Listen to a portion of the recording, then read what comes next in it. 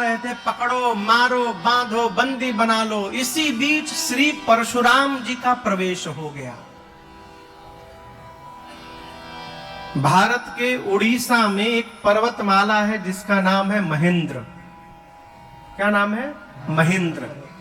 उसी महेंद्र पर्वत पर श्री परशुराम जी तपस्या में बैठे थे। धनुष जब भगवान ने भंजन किया तो धनुष के भंजन होने की टंकार तीनों लोक में फैली थी। महेंद्र पर्वत पर कानों में जैसे ध्वनि पहुंची धनुष के टंकार की टूटने की, परशुराम जी को समझते विलंब नहीं लगा कि ये तो पिनाक के खंडित होने की ध्वनि है।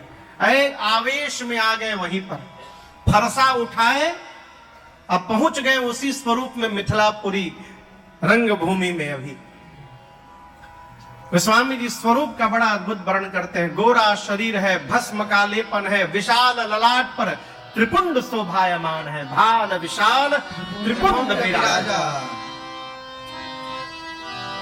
सिर पर जटाओं का मुकुट है, कमर पर मृग चर्म बधा हुआ है, वक्षस्थल पर सुंदर यज्ञोपवीत शोभायमान है, कमर में फरसा लगा है, कंधे पर भगवान श्री हरि का धनुष अजगौ सुशोभित है? गोरा शरीर। देखिएगा, गोरा आदमी जब गुस्सा में आता है तो चेहरा लाल हो जाता है। कहते कहां चेहरा लाल किया है? हो किसी का नाक लाल हो जाता है, केवल इतना पोर्शन, किसी का कान लाल हो जाता है।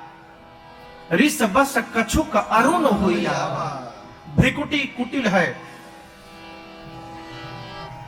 इसी तरह महेंद्र पर्वत से चले थे, ये डाउन नहीं हुआ था। भ्रिकुटी कुटिला, नयन रिसराते, नेत्र में मानो अंगार क्रोध की अग्नि भरी पड़ी है। प्रेम से भी जिसकी ओर देखते थे, सहजहु चितवत, उसको लगता था कि आज जीवन का अंतिम समय है मेरे। सहजहु चितवत मनहु रिसाते, शांत वेश परंतु करनी कठिन, बरनी न जाए स्वरूप।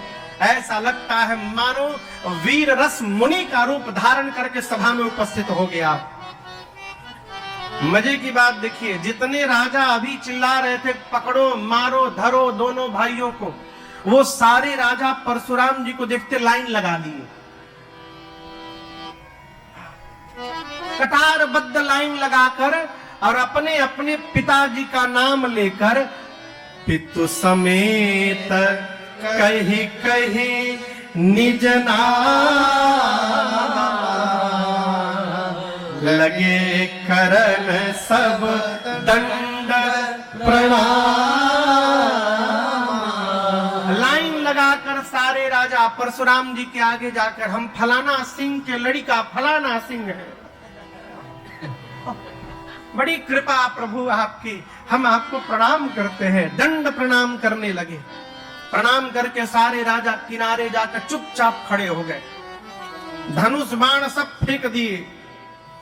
सोचे अगर हाथ में धनुष बाण दिखाई पड़ गया परशुराम जी को तो भगवान मालिक है, का होगा आज।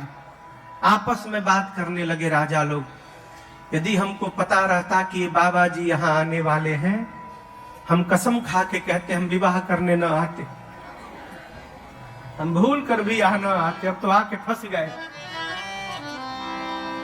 श्री जनक जी महाराज ने आकर प्रणाम किया है श्री चरणों में, और मेरी किशोरी मैया को बुला के प्रणाम करवाया है।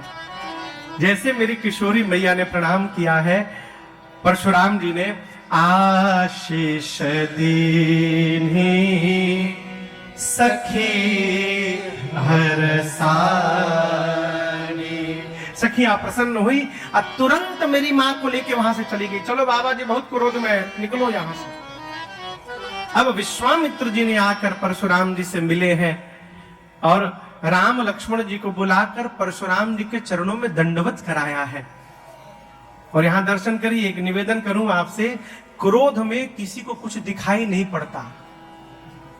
जब व्यक्ति क्रोध में रहता है तो उसे कुछ भी नहीं भाता, लेकिन इस क्रोध की भी अवस्था में परशुराम जी ने जैसे मेरे प्रभु का दर्शन किया है, रघुनाथ जी को देखा, अरे राम ही चितई रहे लोचन, आंखें जाकर भगवान के अलौकिक सौंदर्य पर टिक गई। रूप अपार मार मद मोह। मेरे प्रभु के स्वरूप में परशुराम जी की मति जाके अझुरा गई हो। अझुराना समझते हैं? अझुराना, हाँ? अझुरा जाना यानी उलझ जाना। अझुराना यानी उलझ जाना। भगवान के स्वरूप पर परशुराम जी का मन, हृदय, चित्त सब जाकर उलझ गया और यही सोचने लगे, अरे तेरी मंद मंद मुस्कान आंखें बलिहारी राघव जी, बलिहारी राघव जी। तेरे नैन बड़े कजरारे लगते हैं प्यारे प्यारे। नैन बड़े कजरारे लगते हैं प्यारे प्यारे। तेरी तिरछी सी चितवनिया पे, तेरी तिरछी सी चितवनिया पे बलिहार राघव जी, बलिहार राघव जी। श्री परशुराम जी भगवान पर खो गए। मन ही मन सोचने लगे, दिल तो प्यारा है मगर दिल से भी प्यारा तो है। दिल तो प्यारा है मगर दिल से भी प्यारा तो है। रूप अपार मार मद मोह हो गए। थोड़ी देर बाद होश आया, हम क्यों आए हैं। जितनी देर भगवान को देखते रहे उतनी देर ऐसे थे परशुराम जी। आए तो कैसे थे? आए तो ऐसे थे, यहाँ आए तो सबको ऐसे देख रहे थे जैसे मंदिर में भगवान के सामने गए ऐसे हो गए।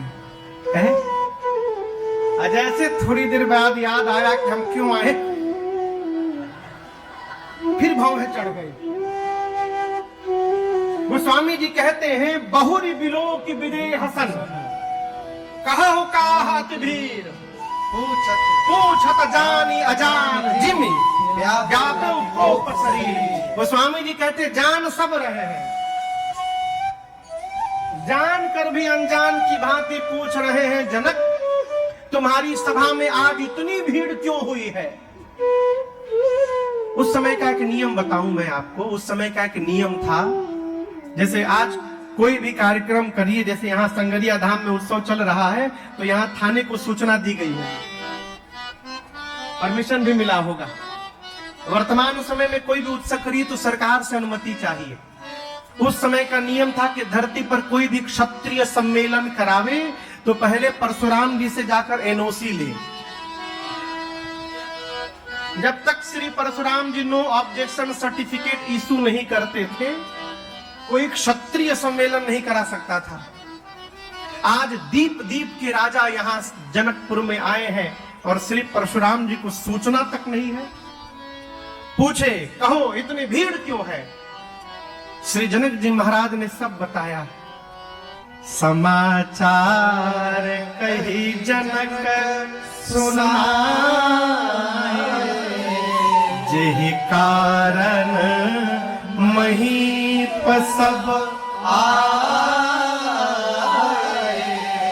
पूरा समाचार सुनाया। प्रभु, मेरी बिटिया के विवाह का स्वयंवर था।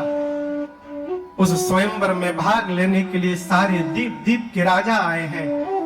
स्वयंवर के केंद्र में शिव का पिनाक रखा हुआ था। प्रभु, जैसे जनक जी ने इतना बताया तब तक परशुराम जी की दृष्टि पिनाक के टूटे हुए एक खंड पर चली गई और जैसे धनुष का टूटा हुआ भाग दिखाई पड़ा आंखों से, आप मानिए ऐसा हुआ जैसे मानो किसी ने अग्नि में घी झोंक दिया हो।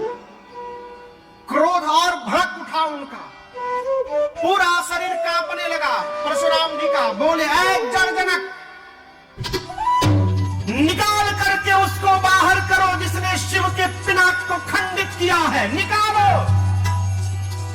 वरना जहां तक तुम्हारी राजसत्ता है, जहां तक तुम्हारा राज्य है, संकल्प करके क्षण मात्र में वहां तक की धरती को पलट दूंगा, तुम्हारी पूरी सत्ता समाप्त करूंगा, निकाल करके शीघ्र बाहर करो।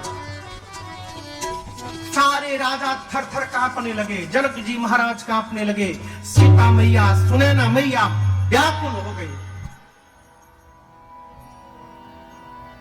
जिन जिन राजाओं से धनुष हिला तक नहीं था,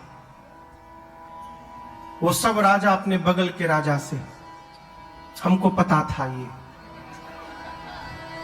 हम जानते थे कि धनुष टूटने के बाद ये बवाल होने वाला है यहां पर। तुम क्या समझते थे हम वीर नहीं हैं? हम धनुष तोड़ नहीं सकते थे?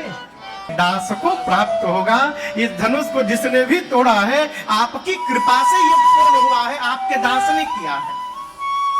और इतना कहने के बाद आगे की पंक्ति में कहते हैं, कहिए क्या आज्ञा है इस राम को। इस वाक्य से भगवान ये कहना चाहते हैं कि वो दास आपके सामने खड़ा है, कहिए क्या आज्ञा है मेरे लिए। आयसु काह कहिए किन मोहि। परंतु क्रोध की स्थिति में सामान्य वाक्य भी समझ में नहीं आता। परशुराम जी बोले, राम तुम कहते हो जिसने पिनाक को तोड़ा है मेरा दास है, सेवक है। सेवक उसे कहते हैं जो सेवा का कार्य करता है।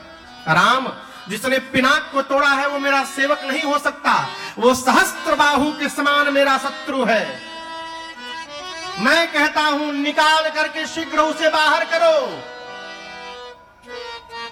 निकालो जिसने शिव के पिनाक को तोड़ा है, नहीं तो दोबारा कहता हूं न तो मारे जय हैं सब राजा, जितने राजा हैं सभी राजाओं को मार दूंगा। क्यों? इन्हीं में से कोई तोड़ा होगा ना। जिसने तोड़ा है अपने आप बाहर निकले, नहीं तो सब मारे जाएंगे। अब देखिए राजा जो राजा है आपस में बात करने लगे, बताओ राम जी को सीधा सीधा कहना चाहिए ना कि मैंने तोड़ा है। बात को घुमा रहे हैं कि आपके किसी दास ने तोड़ा होगा। वो बाबा जी समझ ही नहीं पा रहे कि वो दास सामने खड़ा है। एक राजा ने कहा, एक राजा से काम करो, तुम जाके बता दो, तुम जाके परशुराम जी से बता दो कि राम जी ने तोड़ा है। राजा बोले, हाँ मैं चला जाऊं। बाबा जी जोर जोर से कह रहे हैं कि जिसने धनुष तोड़ा है बाहर निकले, अब तुम कह रहे हो कि हम जाके बता दें। हम बताने के लिए इस लाइन में से आगे बढ़े, अब बाबा जी समझ ले कि लाइन में से आगे आया, इसका मतलब यही तोड़ा है, तो पहुंचने के पहले ही मार डालेंगे मुझे। हम नहीं बताने वाले हैं, बाबा समझे चाहे ना समझे, मरेंगे तो सब मरेंगे, हम अकेले क्यों मरने जाए। अब रघुनाथ जी सोच रहे हैं अब कैसे बताओ, जो बताना था मैंने तो बता ही दिया। लक्ष्मण भैया आगे आए, राम जी से प्रणाम करके कहे, प्रभु हम समझा सकते हैं इनको, आज्ञा मिले तो हम समझावे थोड़ा। अब दर्शन करें, गोस्वामी जी कहते हैं परशुराम जी हम क्रोध में है। लक्ष्मण जी आए, सुनी मुनि बचन लखन मुस्कुराए।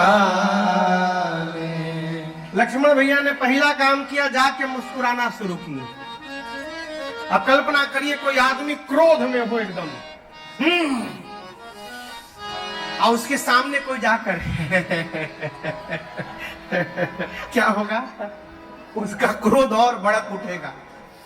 लक्ष्मण जी आकर मुस्कुराए, मुस्कुरा कर बोले, ये बताइए आप धनुष टूटने के बाद ही आए हैं ना, लेकिन जब मैं छोटा था तो बहु धनु ही तोड़ी लड़काई में, बचपन में मैं रोज एक धनु ही तोड़ देता था, लेकिन उस समय तो आप एक दिन भी नहीं आए। ये कोई स्पेशल धनुष था कि आज इसके टूटने पर चले आए? यही धनु पर ममता, यही है तो इतना प्रेम क्यों हो गया इस धनुष पर? इतना सुनते परशुराम जी आग बबूला हो गए, बोले रे रे रे बालक, लगता है तू काल के बस होने वाला है, संभाल करके नहीं बोलता। शिव के पिनाक की तुलना तो एक छोटी सी धनुही से करता है, धनुही समझ त्रिपुरारी धनु। लक्ष्मण जी बोले शांत शांत रहिए बाबा, मेरी बात सुनिए, धनुही हो चाहे धनुखा हो, दोनों का एक काम है बाण चलाना।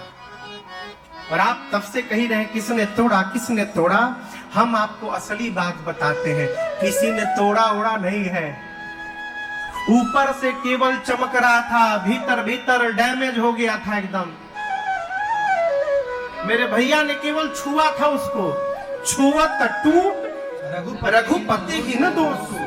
भैया ने तोड़ा भी नहीं, भैया ने केवल छुआ टूट गया। हम क्यों अभिमान करें कि हमने तोड़ा है। परशुराम जी बोले फरसा देख रहा है, फरसा मुनि लोग मुझे ठीक से जानते हैं, क्षत्रिय कुल का द्रोही हूं मैं, बाल ब्रह्मचारी अति क्रोधी, मेरे भीतर कितना क्रोध है तू नहीं जानता, मुनि लोग ठीक से जानते हैं। 21 बार धरती को इसी फरसे से क्षत्रिय विहीन किया हूं, बालक जान के तुझे नहीं मार रहा हूं अब तक। लक्ष्मण जी बोले जय हो जय हो जय हो, मैं बहुत भाग्यशाली हूं, बहुत भाग्यशाली हूं। परशुराम जी बोले अभी दूसरी बात क्यों शुरू कर दी है, ये भाग्यशाली की कौन सी बात आ गई।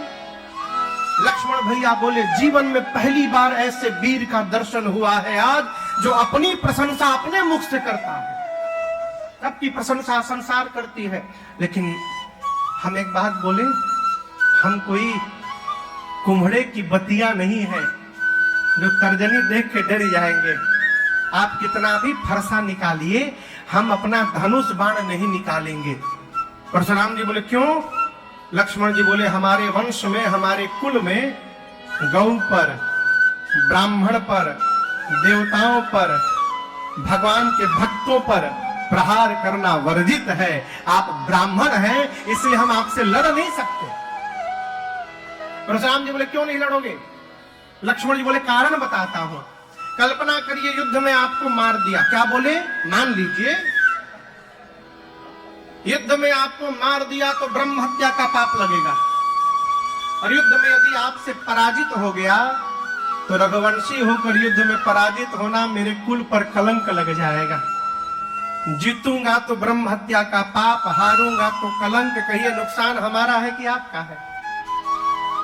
परशुराम जी विश्वामित्र जी से बोले तुम्हारा चेला जितना गोरा है भीतर का उतना काला है, ये मीठा बोलता नहीं है। तब तक लक्ष्मण जी बोले इतना ही प्रेम है तो किसी को बुला के जुड़वा लीजिए। बोले देखो फिर बोला ही। राम जी बार बार संहार करते हैं, परशुराम जी का क्रोध शांत होने का नाम नहीं लेता है। अंत में मेरे प्रभु को कहना पड़ा मुनिवर, मेरा अपराध जितना बड़ा नहीं है उससे बड़ा आपका क्रोध हो गया है। लक्ष्मण ने आपसे एक बात कही थी, पुराना था टूट गया, और आप तब से कह रहे युद्ध की बात। तो मेरी बात सुनिए, मैं रघुवंशियों का स्वभाव बता रहा हूं, अपने कुल की प्रशंसा नहीं कर रहा हूं। कालहु डर ही नारायण रघुवंशी, हम युद्ध में काल से भी नहीं डरते। रघुवंशी काल से भी युद्ध करता है, लेकिन काल से भी लड़ने वाला रघुवंशी राम आज परशुराम से नहीं लड़ेगा। क्यों, आप ब्राह्मण हैं, और जो ब्राह्मण के चरणों में निष्ठा बना के रहता है वो पूरे संसार में निर्भय होकर रहता है। इस रहस्य को मैं जानता हूं। राम जी की ये बात परशुराम जी के मति को पलट के रख दिए। मन में सोचने लगे ब्राह्मण के प्रति इतनी निष्ठा, भगवान को छोड़कर दूसरा कोई नहीं हो सकता है। ये पता कैसे चलेगा कि राम जी भगवान है। तो दर्शन करिए, श्री परशुराम जी के पास भगवान श्री हरि का धनुष था, और उस धनुष का क्या नाम था, अजगौ। क्या नाम था, अजगौ।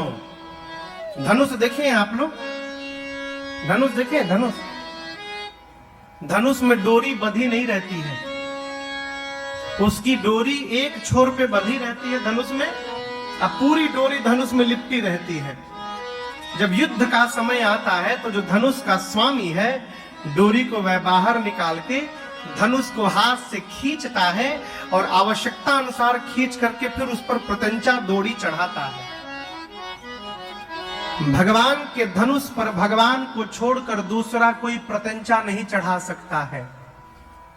परशुराम जी सोचे यदि राम भगवान है तो आज इस धनुष की प्रत्यंचा चढ़ा देंगे। तो कहा राम रमापति कर धनु लेहो खैचहु मिटाए मोर संदेहो। इस धनुष को लेकर खींचिए, मेरा संदेह समाप्त करिए।